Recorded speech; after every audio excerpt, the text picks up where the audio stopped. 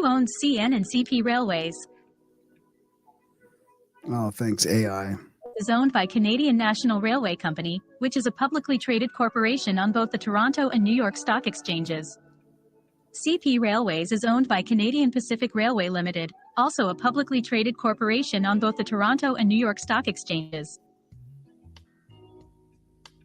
So you listen to that, and right away you would think, oh, that sounds like some good old Canadian companies, right?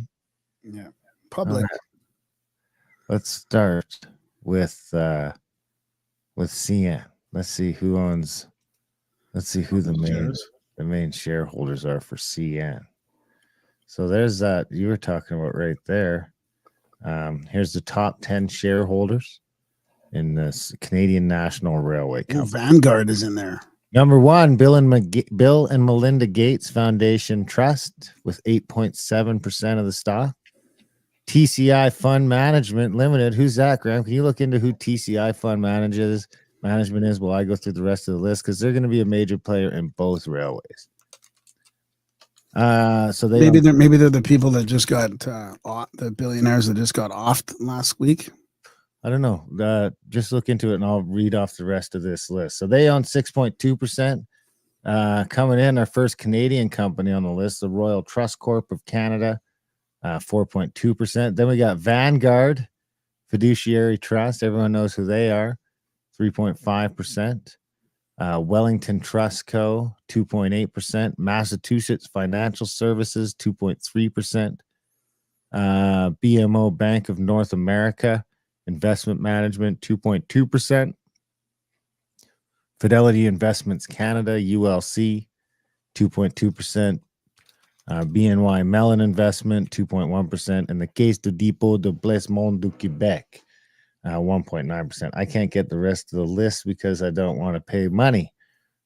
If we have more supporters, maybe, or more signups, maybe I would. So that's CNR. But so who owns TCI? Who's these TCI guys? Well, it looks like it's a fund managed by TCI Fund Management Limited, a value-based investment manager founded by Christopher Hahn in 2003. The founder and portfolio manager of TCI Fund Management. Additionally, it's associated with the Children's Investment Master Fund. Children's Investment Master Fund, which is a for-profit hedge fund created by Hahn. So I don't know. I don't know much about this Hahn guy. So I'd have to dig into it a little bit more. All right. Well, I don't know if we need to go that far, but there's oh crap, did I accidentally put all my links in the comments instead of in the oh well, not the end of the world.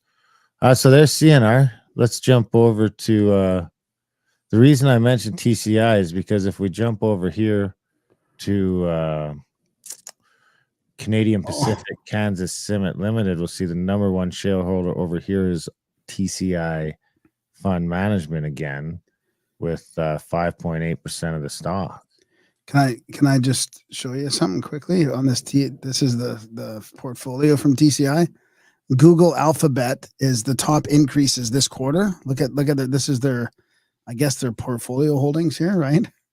Google, Alphabet, Ferrovial, S&P Global, Moody's, Alphabet Inc. again is in there. Alphabet Inc. in there twice. And Microsoft are their increases. Look at their decreases.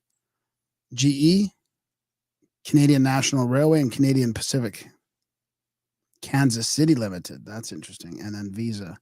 So those are the top. So they're dumping the stock before the strike?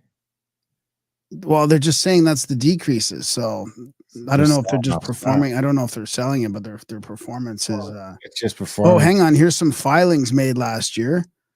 CNI, Canadian National, from November, and Canadian Pacific Kansas City Limited from February. So what does that mean? See, I haven't seen. I don't know what this means, but it looks like they might have. Did they sell? Did they?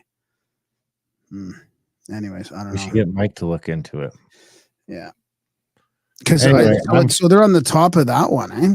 Interesting. They're number 1, 5.8%. So that altogether, that would put them in control of about 11% of our railroads in Canada.